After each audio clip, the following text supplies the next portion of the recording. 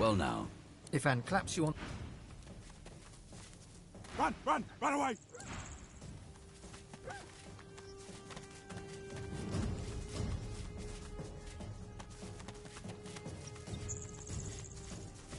The dead here stir. I hear their whispers.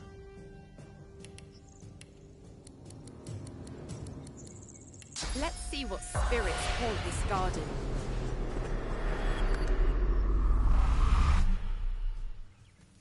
Look who's come to join the party.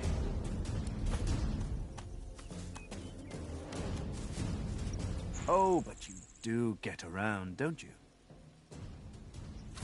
Well, I certainly know you. I was captive on the Lady Vengeance before you arrived.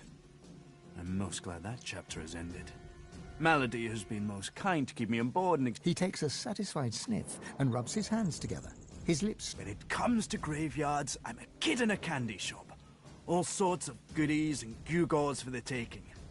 And a bit of rousing conversation. If you know what to dig, that is.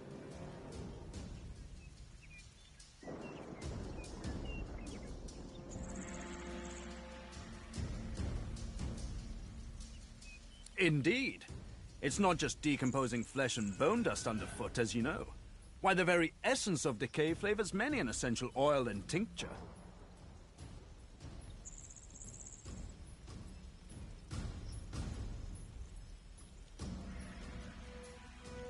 He presses a forefinger against his chin and hums. You're a savvy one. I must confess, I'm not just here for random baubles and whatnot. There's something my heart, such as it is set on.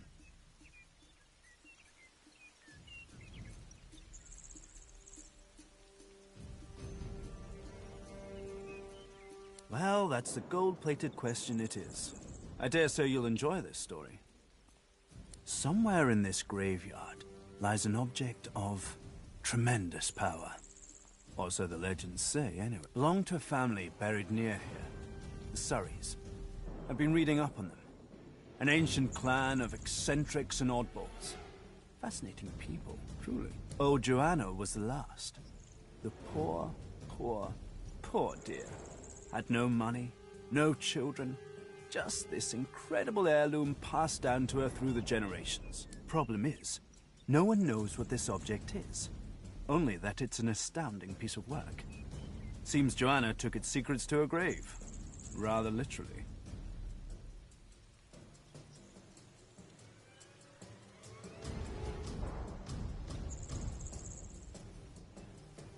His coy grin freezes. Hours spent on scholarship are never hours wasted. Tarquin sighs, and his lips unfreeze. For a moment, he looks almost modest. It pains me to say, but you've talents in the adventuring department that I do not. This heirloom could prove valuable for both of us.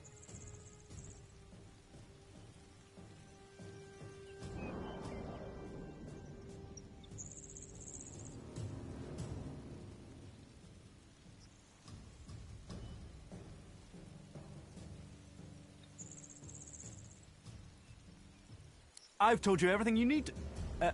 everything I know. What it is doesn't matter. What it does... Well, if I am right, it will clean up quite an unholy mess. A mess we're both currently mired in. He looks toward the graveyard. Let's make this easy. I'll assume you've accepted my mission. You'll assume I give it in good faith. Beautiful. The Surrey tomb must be somewhere nearby. And whatever that object is in there, I bet it's impressive. I do wish I could wander inside. It would be nice to look up some old friends. See if they're in good spirits. Ah, my sun-baked friend. Any luck in old lady Surrey's tomb? Ah, it's a quandary, you see. I'm not exactly welcome in the Stone Garden.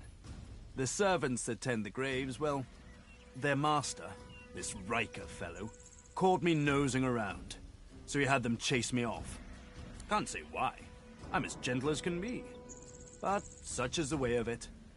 Alas, I am stuck sniffing out herbs and fungi on the periphery. Do enjoy yourself in the crypts, for the both of us.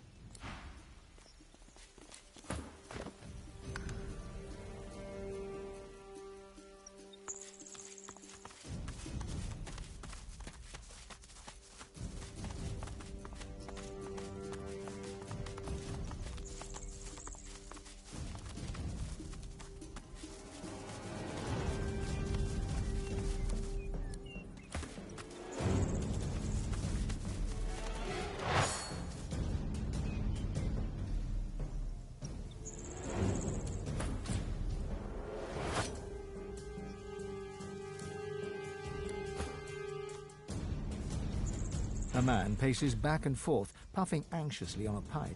His face is creased with tiredness. The faint coppery hue of dried blood stains his... If you're looking for healing or the like, then you'd best look elsewhere. My plate is full for now.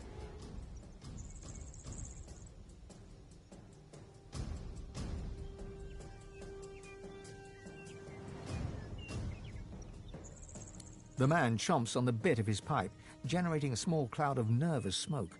Finally, he plucks it from his mouth and clears his throat. I came by a new patient, a young woman, very troubled. I'll do what I can for her, but I'll need to concentrate. And that means... He gestures with his pipe for you to leave.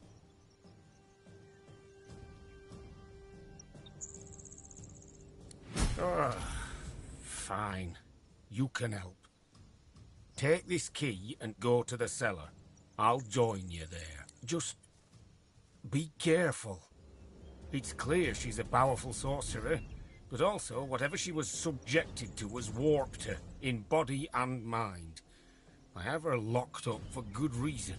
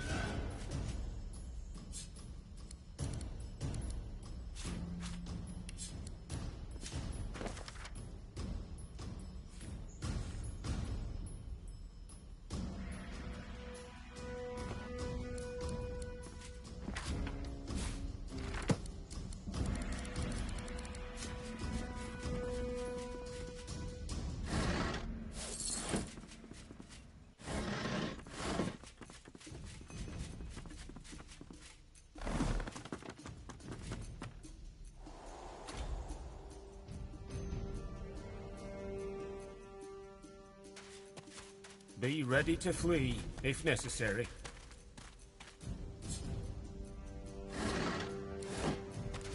She's badly afflicted, but still powerful. Be careful. Hungry. Be ready to flee, if necessary. A spillage all over the floor. Hungry. Pray speak. Be ready to flee, if necessary.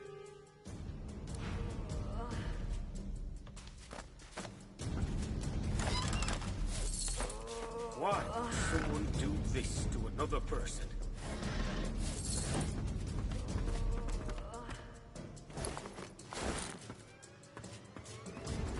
She's badly afflicted, but still powerful. Be careful. Hungry. Across the cellar, a shape bearing some resemblance to a woman lurches around to face you. It utters a marrow-curdling gurgle. She senses us. Be calm and quiet. No sudden moves.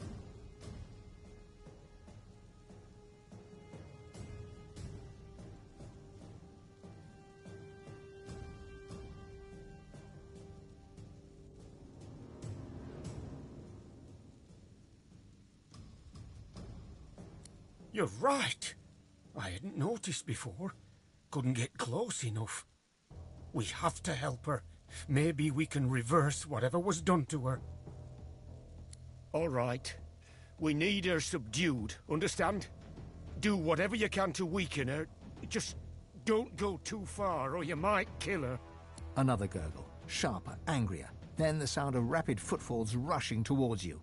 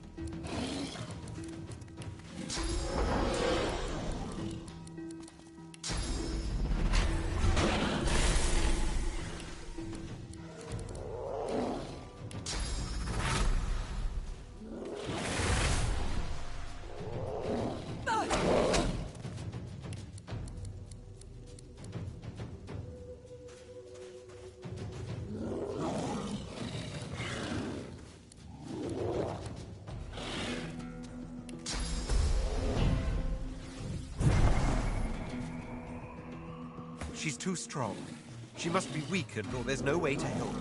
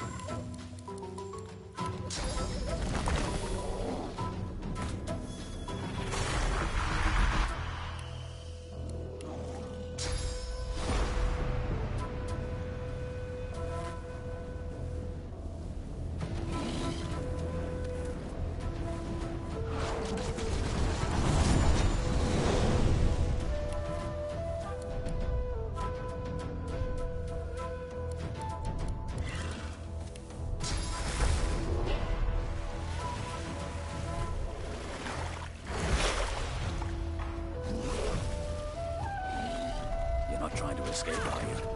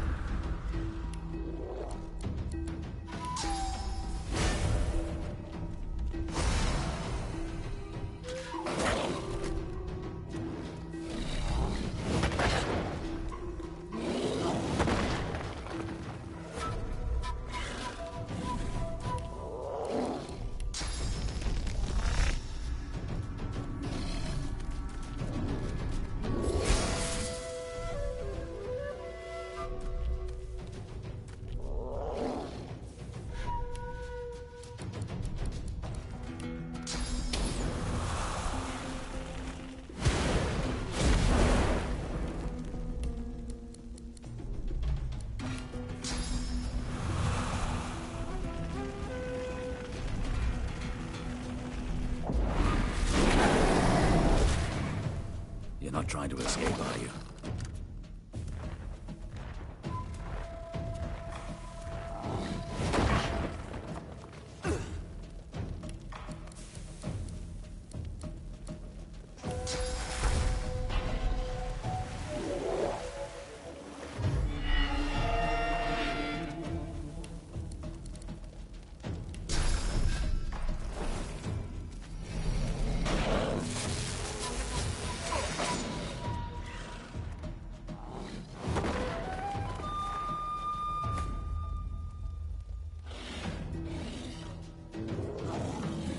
Lose könnt ihr ruhig angreifen, aber lasst Sibyl in Ruhe.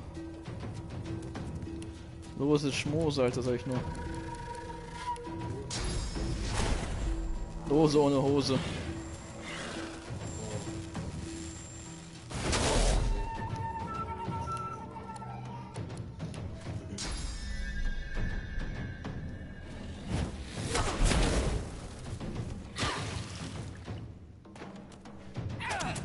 Aua, aua.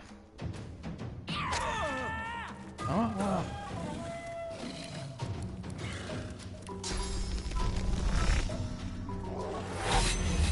Wie verfehlt? Am Arsch verfehlt.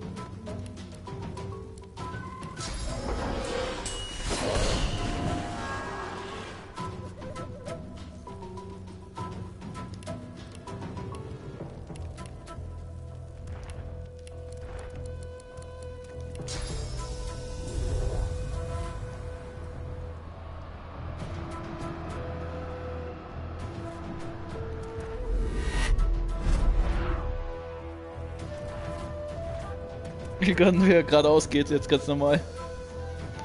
Oh nein.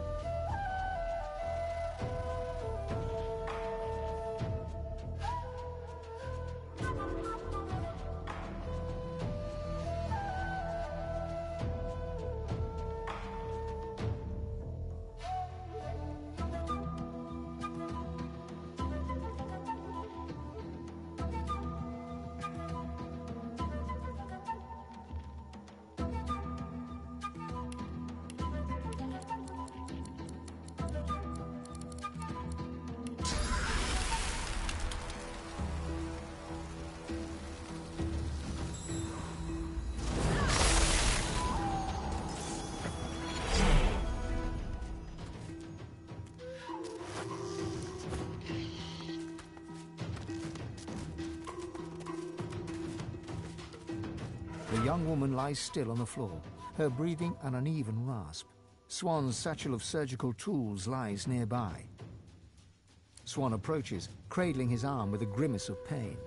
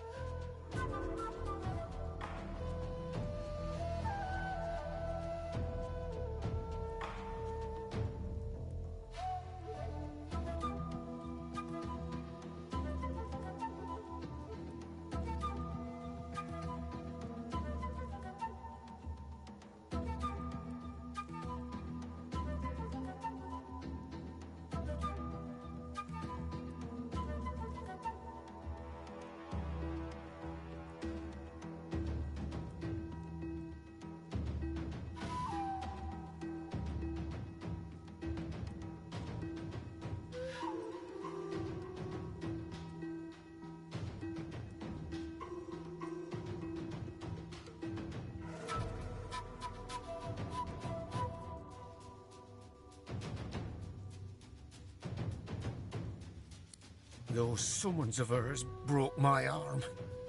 I'll do what I can to help, but the rest is up to you. Tread carefully. One false move and she's dead.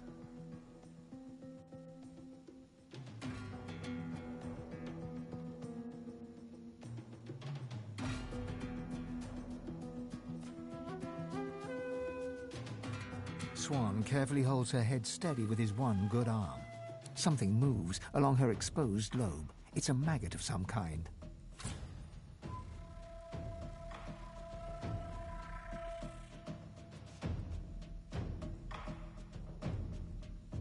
Swan gingerly picks up some forceps with his good hand and tries to remove the maggot. The forceps slip from his hand and strike the floor. He gives you an It's no use. I'm liable to do more damage than good without both hands to work with. The maggot fights the pull of the forceps and sinks its hooked maw into brain matter. A chunk comes away with it as you pull it off. The woman's breathing has grown shallow as she hovers between life and death. All you can do is close her up and hope for the best.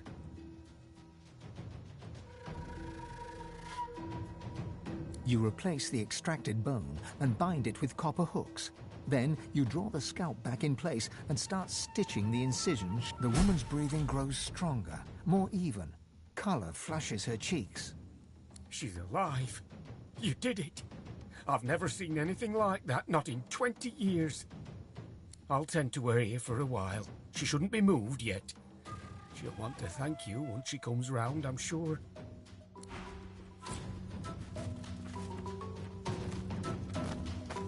The young woman blinks as she struggles to focus her vision on you. She looks weak, pale, but already visibly more human. It's you. I remember your face in the darkness. You. The Magisters arrested me in Arx for sorcery. They strapped me to a table, and they put me on a caravan bound for Fort Joy. They said I was going to become a pet for the hammer. I could feel myself changing. I tore off the shackles that held me, like they were parchment. I remember hearing screams, feeling the blood of others on my hands, and then I woke up here. That was damn fine work you pulled off there. I'll keep an eye on her until she's ready to fend for herself. If you find yourself in need of potions or healing, be sure to come to me. It's the least I can do.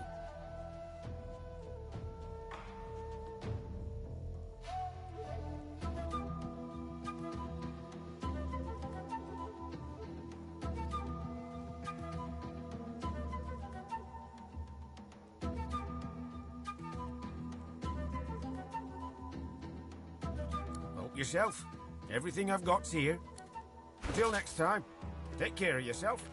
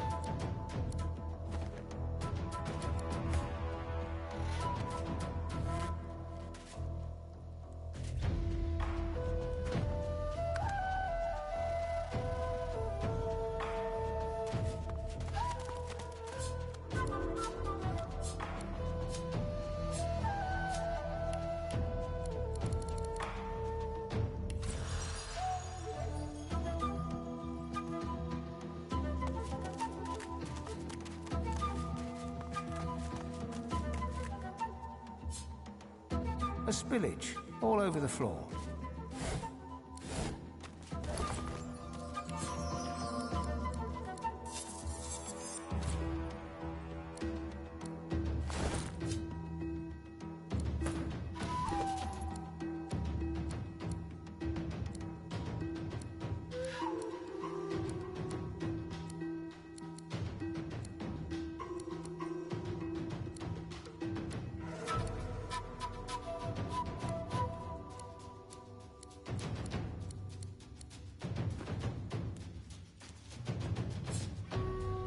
A spillage all over the floor.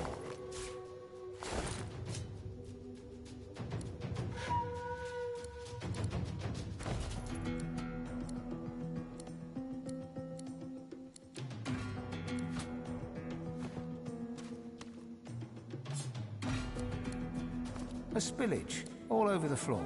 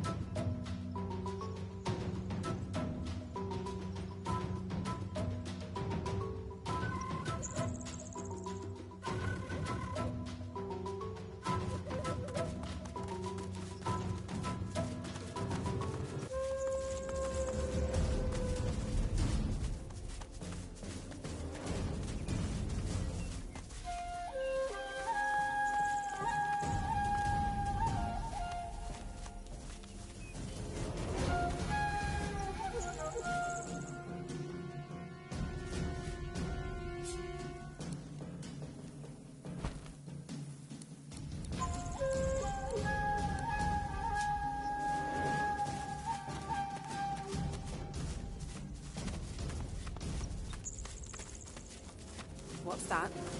It sounds like there's a battle unfolding nearby.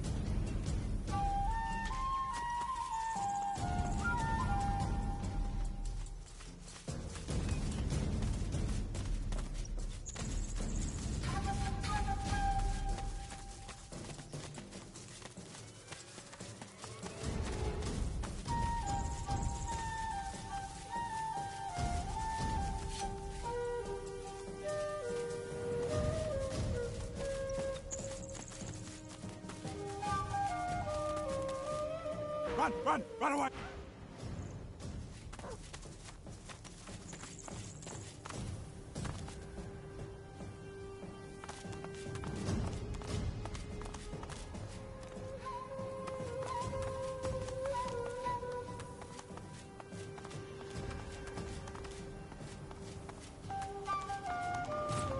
Looks like this place has seen better days. Much better days.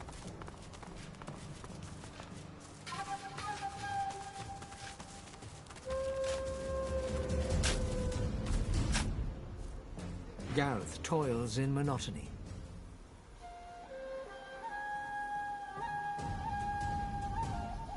Gareth freezes, then whips his head in your direction.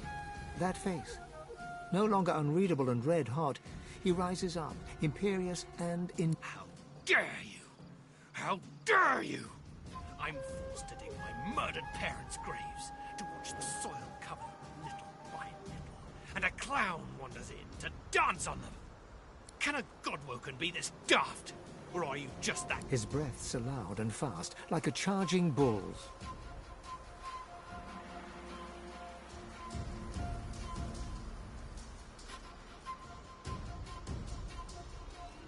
Gareth's furious breath slow. His cheeks go from red to pink. His jaw stays clenched, however. His anger may be diminished, but it hasn't retreated. No, of course you didn't. I've seen Seeker's blood seeping into the sand. I waded through corpses on the deck of the Lady Vengeance. But when the lifeless eyes looking back at you are your own mother's, I just didn't know. I didn't know what darkness lied beyond pain. Now, well, now I do.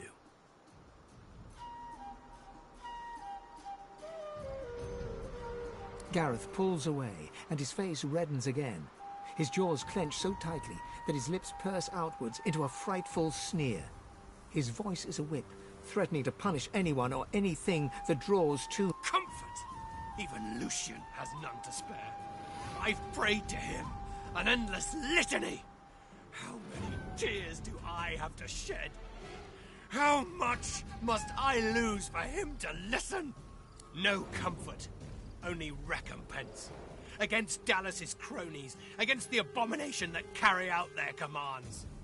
The monks do the dirty work, and the whites keep their robes clean. Convenient. The monks that did it, they're still in the house, spreading their rancid smell. Paladins came to clean up the mess. In the name of Lucian, they say, and they seem to believe it. Gareth forcefully exhales and looks past you to the nearby house. You fear he might snap the shovel's handle in two.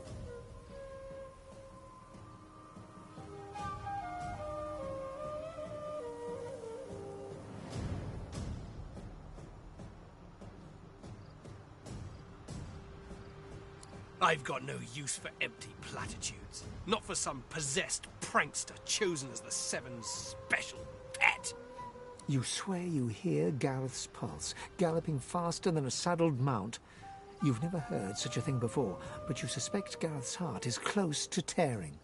If you want to help, then you find the craven wight that ordered their slaughter. Anyone that stands between you and truth, no matter the flag they fly or creed they follow, make them bleed!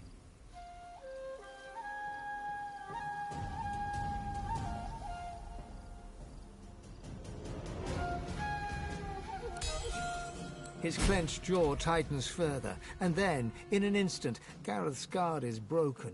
Tears well in his eyes. With every blink, a pearl of grief falls to his cheeks. My parents, they did nothing to deserve this. They were good. Honest. More honest than me. I'd give my own life to bring them back. I never got that last chance to tell them I loved them. I never got to say goodbye. You're right. There's nothing more to be done here. Lucian, forgive me. And please, Godwoken.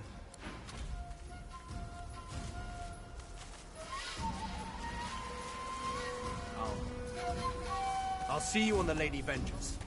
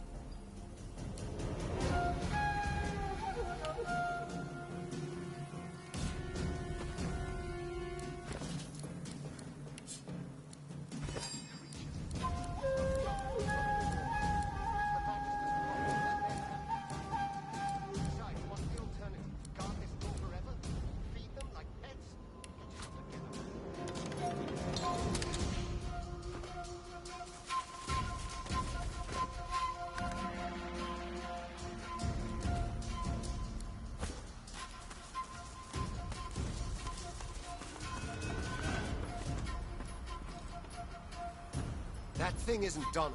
It isn't anybody. It's a monster, pure and simple. All of them are. The two paladins Gareth mentioned are arguing in front of the door to the modest farmstead. As they notice your arrival, they stop talking and look at you quizzically.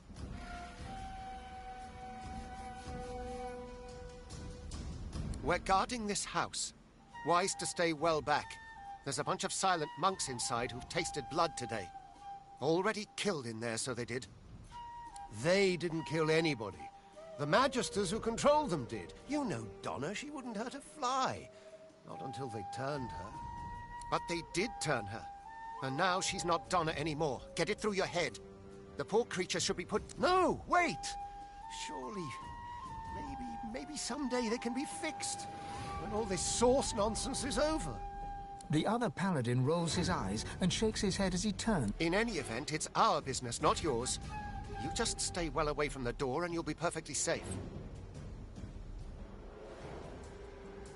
You can't do that. They were people who were loved.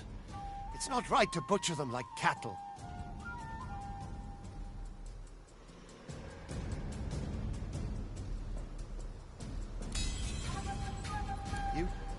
You're right.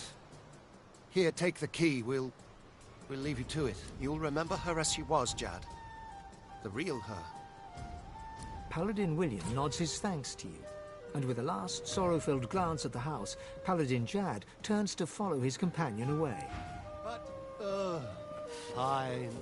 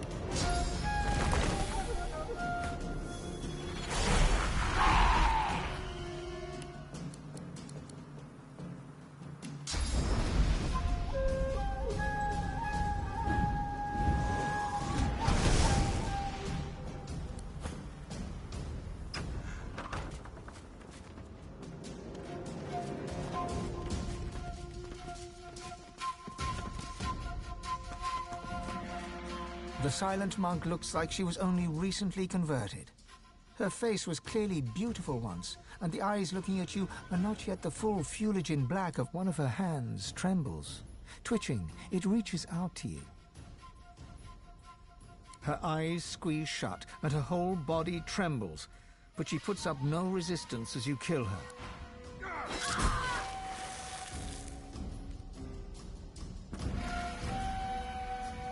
This dwarven monk hangs his head, as if looking down at his feet. A wretched gurgling noise issues from him. He does not resist in the least, merely slumps to the ground with one...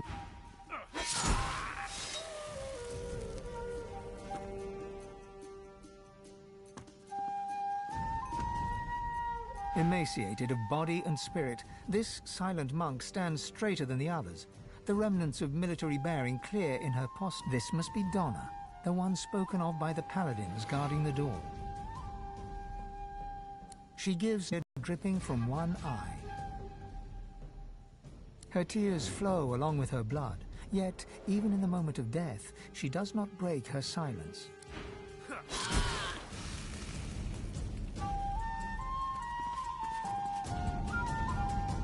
The lumpen silent monk stands like a pillar of decaying flesh. So still it seems he is not even breathing.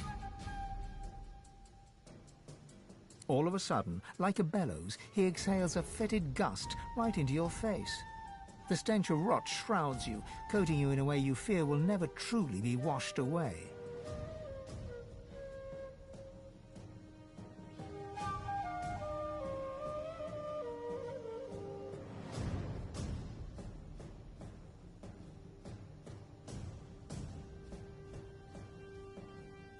He looks through your eyes with seeming disinterest as the life ebbs from his body, drop by drop, until he is gone and the flesh that housed him slumps to the ground.